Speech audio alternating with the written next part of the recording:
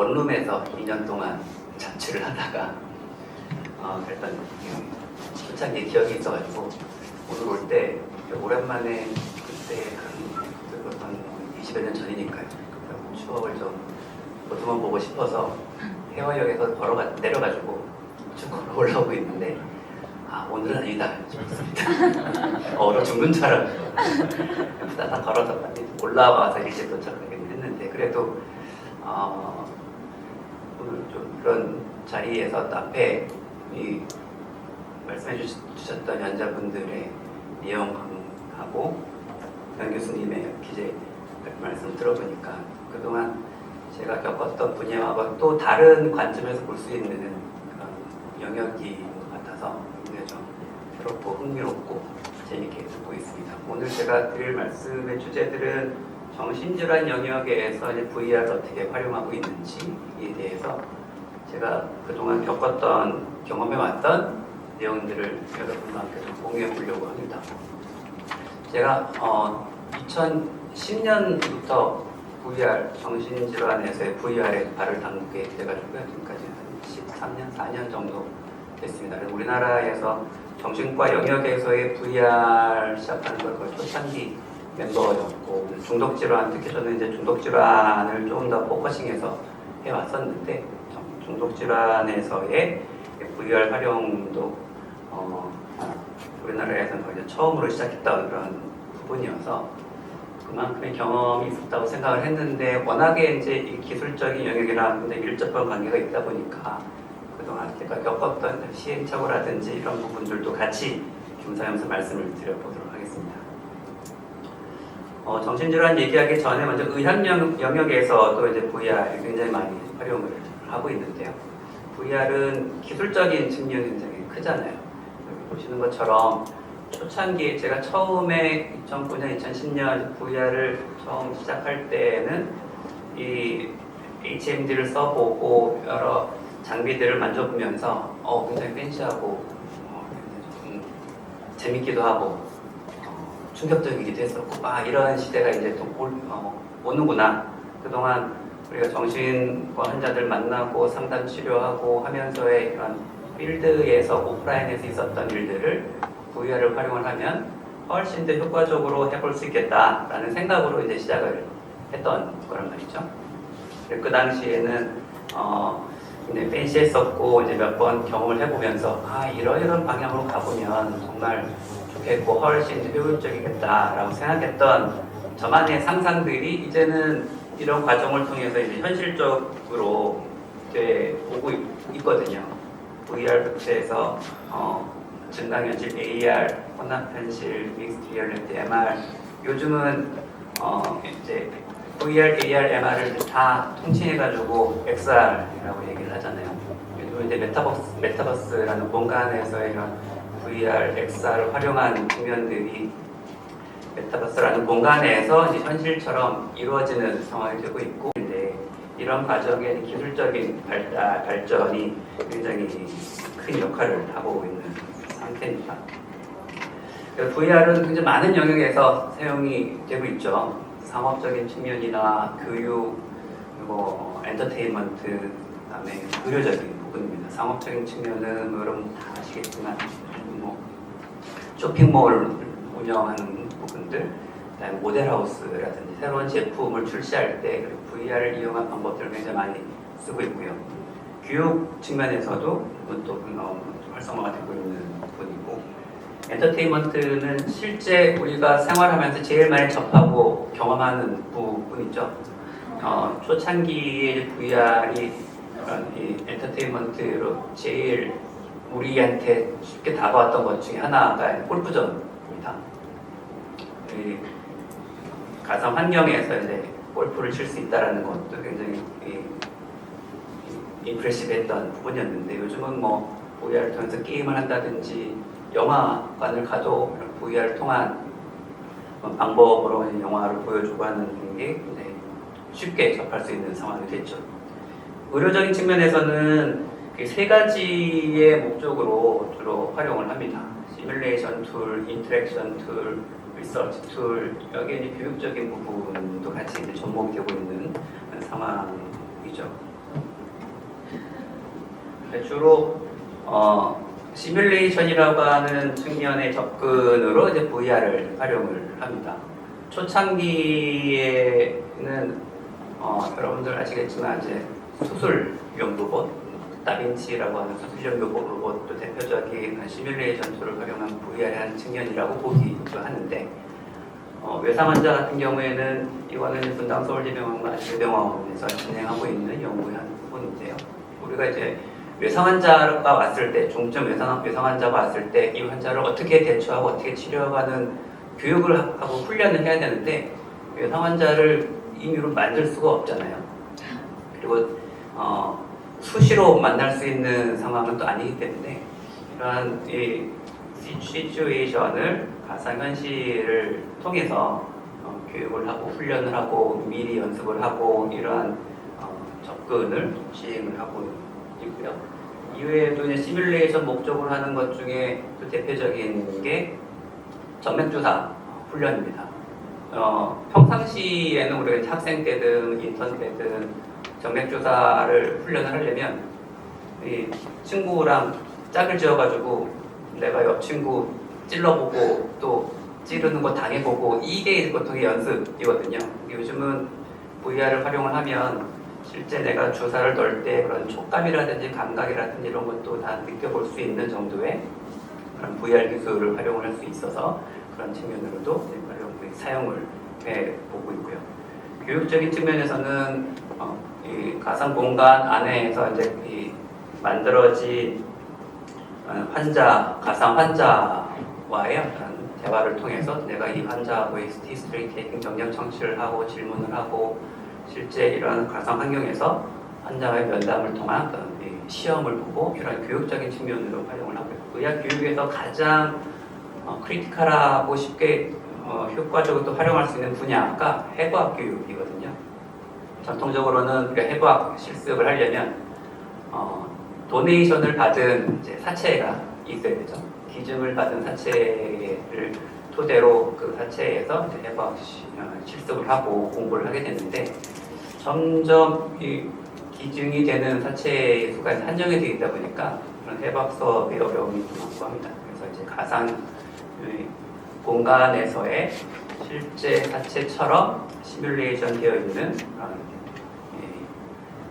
해부학 수업을 할 수 있는 이제 뉴로사이언스 측면에서의 뇌과학 공부도 VR을 통해서 해볼 수 있는 이러한 접근이 앞으로 점점 더 활성화가 될 수 있는 그런 측면이기도 합니다.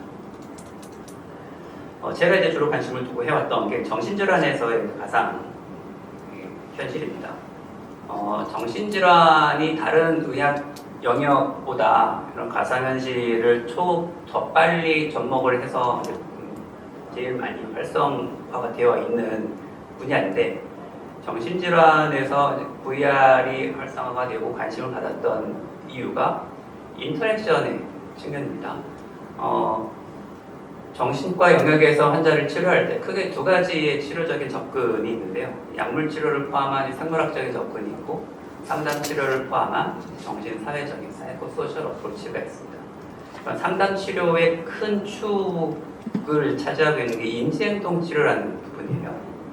그러니까 어떤 우울증 환자든 불안증 환자든 중독 환자든 그 환자가 가지고 있는 잘못된 생각, 인지적인 오류가 있어서 그런 오류를 찾아내고 교정해주는 과정, 그게 이제 인지적인 치료고요. 행동 치료적 측면에서 위험 상황, 불안 상황, 불안장애 있는 환자들 불안이 야기되는 그런 상황을 찾아서 그런 상황을 노출시켜보고 그때 본인이 불안을 느낄 때 어떻게 대처하고 또 이완 훈련을 통해서 그런 불안을 낮추게 되고 스트레스 관리를 하게 되고 재발 방지를 위한 연습을 하게 되고 이런 과정이 인지행동 치료인데 이런 인지행동 치료를 하려면 일단 환자가 병원에 와야 되고요. 1시간씩 일주일에 보통 이제 일주일에 한 번씩 1시간씩 병원에 와서 이게 8주 동안, 12주 동안, 16주 동안 하는 게 인지행동 치료하는 과정인데 이런 과정을 매번 치료자와 환자가 1대1로 또는 그룹 집단으로 모여서 하는 과정이 어려운 부분이기도 하죠. 이러한 인지행동 치료적인 접근을 VR을 활용을 하면 훨씬 더 효과적이겠다. 특히 VR을 활용할 수 있는 이 컨텐츠가 위험 상황에 대처하고 충동 조절하고 이런 부분을 주로 이제 가상현실을 통해서 대처하고 연습하고 훈련할 수 있는 좋은 게임이 되기 때문에 정신질환 환자들 중에서도 이런 위험 상황에 대한 불안 자극이 되는 상황, 중독 환자들의 중독 욕구가 올라가는 상황을 대처하기 위한 이런 연습이나 훈련이나 치료를 VR을 통해서 하게 되어 온 거죠. 그래서 정신질환에서 VR을 접목하게 된 질환이 대표적인 두 가지가 불안장애하고 중독 질환입니다. 1990년대 후반, 2000년 초반부터 불안장애와 중독장애에서의 VR이 사용되기 시작했는데요. 불안장애에서의 VR을 쓰게 되는 하나의 배경과 원리라고 한다면 아까 말씀드린 인지행동 치료 중에 노출 치료라고 합니다. 불안장애 환자들, 특히 이제 예를 들면 고소공포증 환자들을 대상으로 우리가 노출 치료를 한다면 통상적으로는 사진을 보여준다든지 높은 건물 위에 올라가 있는 그런 과정을 상상을 해본다든지 영상을 보여준다든지 그런 높은 건물에 있을 때 사진을 보여준다든지 그러면 본인이 불안을 느끼도록 이제 환경을 조성을 해 주는 거죠. 또는 실제 치료자가 환자를 데리고 높은 건물로 올라가서 거기에서 이제 느껴보도록 하고 그럴 때 어떻게 불안을 대처하도록 하는 그런 과정이 노출 치료인데 매번 치료자가 환자를 데리고 높은 건물을 같이 가서 올라가고 하는 것 자체가 시간도 오래 들고 하죠. 비행공포증 있는 분들 노출 치료를 하려면 비행기를 타야 되는데 비행기를 타는 게 한 번 비행기 타고 왔다 갔다 하는 것 자체가 시간, 비용 쉽지 않습니다. PTSD, 외상후 스트레스 장애를 갖고 있는 환자들도 인지행동 치료를 많이 하는데 이 환자들을 노출 치료할 때 제일 애로사항이 뭐냐면 사고를 당한 상황을 재현을 해야 되는데 교통사고 당한 환자들, 성폭행 당한 환자들, 재해, 자연재해를 당한 환자들을 최대한 구체적으로 노출을 시키려고 하는 것 자체가 환자 입장에서는 어찌 보면 또 다른 어려움을 만들게 합니다. 그리고 상상을 통해서 해보자. 실제 가지 못하니까 상상을 통해서 내가 버스를 타고 가고 있는데 교통사고가 나는 상황을 최대한 구체적으로 한번 상상을 해보세요 라고 환자분들한테 가이드를 합니다. 환자분들은 머릿속으로 그려보는데 그게 얼마나 객관적으로 잘 상상을 하실 수 있을까 이런 이제 한계점이 있는 거죠. 그래서 이러한 상황들을 VR을 통해서 시뮬레이션 해가지고 구현을 한다면 조금 더 환자들이 실제 가지 않더라도 시간적인 측면, 비용적인 측면, 그리고 어떤 윤리적인 측면, 그리고 치료자가 이런 시뮬레이션을 구현을 하면 어느 정도의 환자의 정도에 따라서 또 단계를 나눠볼 수 있고 인디비주얼라이즈 어프로치가 가능한 장점들이 있기 때문에 불안장애에서의 가상현실을 좀 더 초창기에 접목해 볼 수 있는 특징들이 있습니다. 그리고 요즘은 점점 이제 이런 방법들이 이제 시행착오를 거치면서 이제 발달이 되어 와서요. 이제 PTSD 같은 경우에는 특히 미국에서는 전쟁 참전 군인들의 PTSD가 굉장히 큰 문제가 되다 보니까 엄청난 펀딩을 군인들을 대상으로 PTSD 치료에 펀딩을 굉장히 많이 하고 있습니다. 그래서 이런 프로그램 만드는 회사들도 많고요. 가장 최근에는 피어 세라피틱스라고 하는 디지털 치료제 회사에서 PTSD 환자들을 대상으로 해서 만드는 프로그램들을 약물과 함께 병행하면서 치료 효과를 검증해나가는 치료 프로그램들도 있고요. 또 이제 통증 환자들 대상으로도 VR을 좀 활용을 많이 합니다. 통증 환자들은 늘 통증 때문에 시달리고 항상 긴장되어 있고 통증과 관련된 환경이라든지 이런 상황에 굉장히 예민한 부분입니다. 항상 신경이 곤두서 있는 거죠. 이 환자들을 치료를 하기 위해서는 VR 콘텐츠 안에 인지행동 치료 접근에 대한 부분, 그다음에 복식호흡과 같은 이런 이완 훈련의 콘텐츠, 명상과 같은 콘텐츠를 같이 접목을 시켜서 그런 소프트웨어를 만들도록 하는 거죠. 그러면서 신경적으로 통증 관련된 민감한 부분들을 전환시키고자 하는 목적으로 VR을 활용을 하고 있습니다. 중독 질환에서 측면은 이제 이것도 마찬가지 기본 원리는 앞서 말씀드린 인지행동 치료와 거의 유사한데 인지행동 치료 안에 있는 노출 치료의 부분을 중독 질환에서도 같이 활용을 하는 거죠. 중독 행동이 나타나는 여러 기전들이 있는데요. 그 기전의 핵심은 학습입니다. 그 학습이라는 개념 안에 이제 컨디셔닝, 조건화라는 부분이 있는데 예를 들면 알코올 중독 환자들이 술을 주로 이제 땡기는 상황들이 있죠. TV를 볼 때, 영화를 볼 때 다른 사람들 술 마시는 장면을 보면 그게 또 자극이 돼가지고 하나의 큐가 돼서 술 생각을 나게 만듭니다. 편의점이라는 공간 장소와 술을 마시는 거랑 장소는 사실 별다른 연관성이 없잖아요. 편의점에서 술 파는 거 말고는 별다른 상호작용이나 링크되어 있는 거는 전혀 없습니다. 그런데 퇴근하다가 편의점에서 술을 사가지고 집에 들어가서 술 마시고 이게 매일매일 계속 반복이 되다 보면 길거리 지나가다가 편의점만 보이면 술 생각이 나요. 그게 이제 하나의 조건 반사처럼 되는 거죠. 그래서 길 지나다가 편의점에 보이면 알코올 중독이신 분들은 술이 땡겨가지고 그냥 전혀 술 생각이 없었는데 편의점 들어가서 나도 모르게 술 사는 본인을 발견하는 거죠. 이게 하나의 이제 조건화 과정을 통한 학습의 부분입니다. 그래서 중독 환자들 대상으로 치료를 할 때의 반복 노출 치료라는 거는 Repeated Cue Exposure Therapy는 술 생각을 만들게 하는 그런 상황들을 계속 반복적으로 노출을 시키면서 술을 생각나지만 술을 안 마시게 하고 그때 이제 그 크레이빙, 알코올에 대한 술에 대한 크레이빙을 떨어뜨리도록 하는 훈련들을 계속 반복해서 하다 보면 조건 반사가 이루어진 그 링크가 다시 디컨디셔닝 되는 그런 과정이 이제 Repeated Cue Exposure Therapy의 한 부분입니다. 앞서 말씀드린 통상적으로는 이런 과정을 실제 이제 환자랑 같이 한단 말이죠. 환자가 옆에 환자가 있고 환자에게 술 마시는 상황을 또 생각해 보세요. 술 관련된 사진을 보여주고 동영상을 통해서 술집이라든지 영화에서의 술 마시는 상황들을 또 보여주고 이러한 게 이제 통상적인 치료 과정의 한 부분인데 VR을 통해서 술집을 구현해보고 실제 본인이 술집 와인은 같은 상황을 겪도록 해본다든지 이런 건 굉장히 큰 큐 익스포저의 한 방법이 되기 때문에 이런 측면에서 VR을 좀 사용을 해보게 됩니다.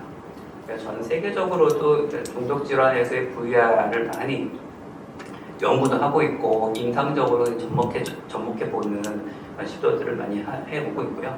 알코올 중독, 니코틴 중독, 그다음에 행위 중독으로서 대표적인 또 중독이 도박 중독, 게임 중독, 그리고 미국과 유럽에서의 코케인, 히로뽕 중독 이런 물질 마약 중독 환자들 대상으로 한 치료적인 접근으로 VR을 활용을 하고 있습니다. 그래서 저도 그렇고 우리나라에서는 마약 환자들에 대한 접근 이제 막 시작하는 단계인데요. 요즘 워낙에 대마라든지 마약 문제가 많다 보니까 요즘 이런 마약 문제에 대한 접근으로서 이런 VR 활용하는 리서치 펀딩도 많이 나오고 있고 전통적으로는 알코올, 니코틴, 도박, 게임 이 문제에 대해서 2010년 정도부터 우리나라에서 이 연구를 시작을 해오고 있습니다. 그래서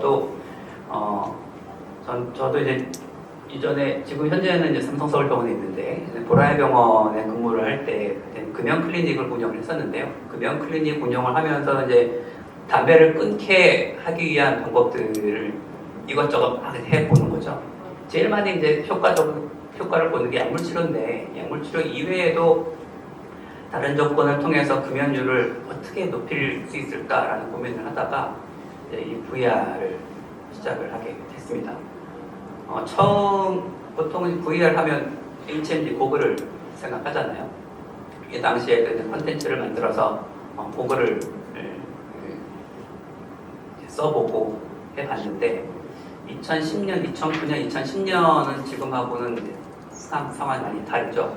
그래서 굉장히 어떤 나름대로 자부심을 가지고 시나리오도 잘 만들고 콘텐츠도 잘 만들었어요. 그래서 이제 이 개발하는 회사랑 같이 해가지고 VR 그 HMD에 씌워가지고 썼습니다.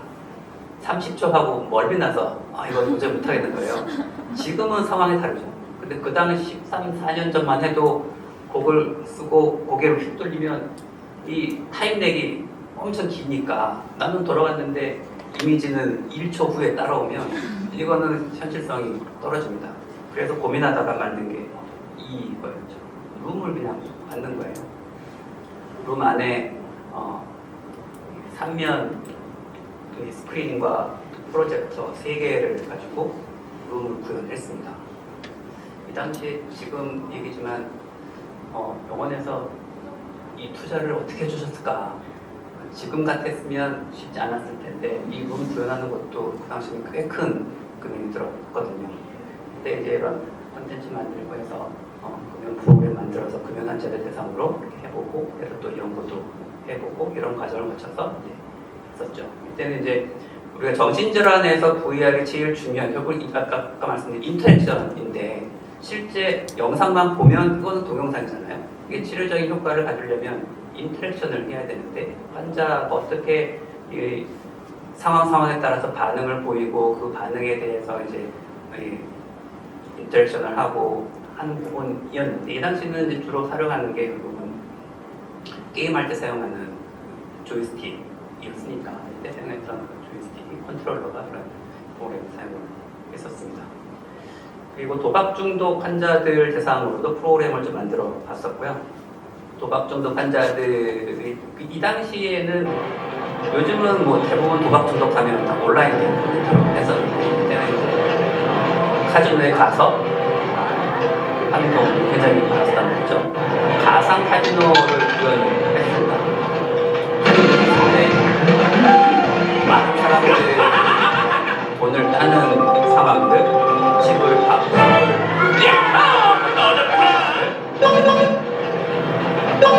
실제 간단한 게임도 좀 해보고요.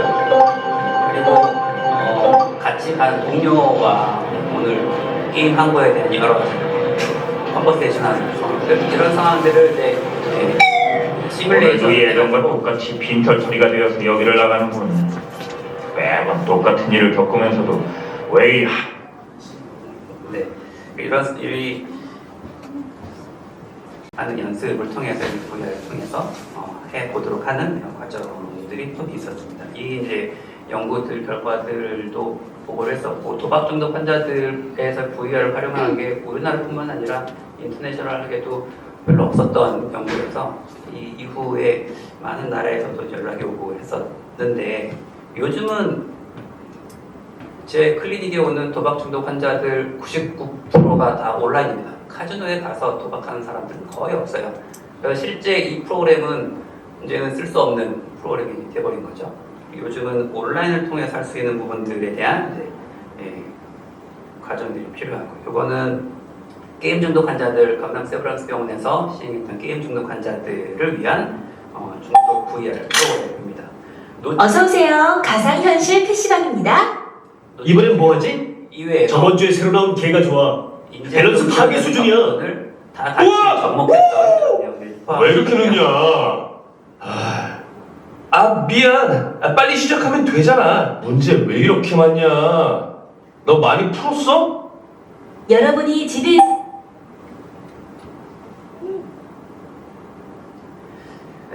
네, 처음에는 이 노출 치료를 포커싱을 해가지고 VR을 활용을 했었는데 점점 기술적인 좀 발달도 되다 보니까 노출 치료만 하기에는 좀 아쉽다. 그래서 인지행동 치료 콘텐츠 안에 있는 인지적인 오류, 동기 강화 상담, 여러 자기 조절의 문제, 의사소통의 문제, 사람들과의 관계에서의 관계 개선 등을 포함한 총체적인 모든 콘텐츠를 다 담아서 VR로 구현해보면 좋겠다라는 내용이 점점 발달이 돼 가고 있는 거죠. 그런 콘텐츠를 하나를 묶어서 해보는 게 이 게임 중독에서의 콘텐츠들이었고요. 근데 이렇게 해보려고 했는데 결국은 아까 말씀드린 인터랙션이 잘 돼야 되는데 이 조이스틱을 가지고 버튼 눌러가면서 이제 타이핑을 한다든지 이거 굉장히 큰 또 한계거든요. 그래서 앞으로의 이제 숙제이긴 합니다. 어떻게 인터랙션을 통해서 잘 구현시킬 수 있을까라는 게 정신과 영역에서의 VR의 한 이 숙제고요. 이거는 마지막 이슈인데 이제 결국 요즘은 디지털 치료제가 핫한 주제입니다. 계속 발달하고 있는 디지털 기술, VR을 포함한 XR, 디지털 트윈, 메타버스 이러한 기술을 치료적으로 접목을 해서 생활 습관 교정하는 내용들, 또 재활, 마비 환자들의 신경 재활 훈련 이러한 치료적인 목적으로 활용을 해서 실제 실생활에 환자들이 매일매일 본인이 집에서 생활할 때 치료로 활용할 수 있을까라는 목적으로 만들어지고 지금 개발되고 있는 게 디지털 치료제입니다. 중독도 마찬가지인데요. 저희가 이제 진행하고 있는 알코올 중독, 니코틴 중독 디지털 치료제의 하나의 시나리오입니다. 일단 디지털 치료제니까 스마트폰이 있어야 되죠. 스마트폰에 앱을 깔아놔요. 그 앱 안에 이제 여러 콘텐츠들이 포함되어 있습니다. 그 콘텐츠 안에 앞서 말씀드린 인지행동 치료라는 콘텐츠가 그 안에 들어가 있고요. 환자는 매일매일 주어진 숙제가 있어요. 매일매일 앱으로 본인이 해야 되는 그런 숙제들을 해야 되는데 그 숙제들이 콘텐츠가 어떤 뭐 동기 강화에 대한 거, 갈망 대처에 대한 교육, 행동 변화를 하기 위해서 어떻게 계획을 하고 내가 가지고 있는 어떤 잘못된 생각들을 어떻게 바꿔내고 대인관계 스트레스를 어떻게 풀고 이런 콘텐츠들이 스마트폰 앱 안에 들어가 있고요. 또 디지털 치료제다 보니까 환자들이 한 달 동안 본인이 집에서 매일매일 했던 숙제를 가지고 이 한 달 후에 병원에 오면 치료자는 치료자 화면을 보고 환자들이 매일매일 했던 그 결과를 같이 볼 수가 있어요. 그러면 당신은 몇 월 며칠 날 무슨 요일에 몇 시에 술을 마셨는데 그때는 왜 어떻게 술을 마셨을까 이런 내용들 같이 좀 해볼 수 있는 거죠. 그 안에 병원에 올 때에는 뭐 VR을 통해서 VR 훈련을 한다든지 이런 콘텐츠들이 다 포함이 되어 있고요. 스마트 밴드 뭐 요즘 워치 많이 차니까 그 워치 안에 바이오 시그널을 또 접목을 시켜서 스트레스 상황이 올라갈 때, 술 생각날 때, 담배 땡길 때 우리 바이오 시그널 변화도 생기잖아요. 그걸 가지고 이제 피드백을 받게 하는 이런 내용들이 디지털 치료 현재 구현되고 있는 내용입니다. 저희 병원과 서울성모병원, 권양대병원과 함께 여러 개발사들과 같이 이제 컨소시엄을 맺어가지고 산자부에서 진행되고 있는 디지털 헬스케어 기술 개발 사업을 중독 질환, 알코올 중독과 니코틴 중독 환자들 대상으로 하는 디지털 치료제 개발이 이루어지고 있고 현재는 개발된 프로그램을 가지고 이제 식약처에서 승인을 받아서 확정 임상 시험을 진행을 하고 있습니다. 이거는 마지막 슬라이드일 것 같은데요. 그 이제 지금 하고 있는 그런 콘텐츠의 큰 틀이고요. VR이 있고 그 생체 신호를 모니터링할 수 있는 HRV 장비가 있고요. 그 콘텐츠 안에는 최대한 개별화를 하기 위해서 연령에 따른 콘텐츠를 만들고 또 성별에 따른 콘텐츠를 좀 다르게 구현을 하고요.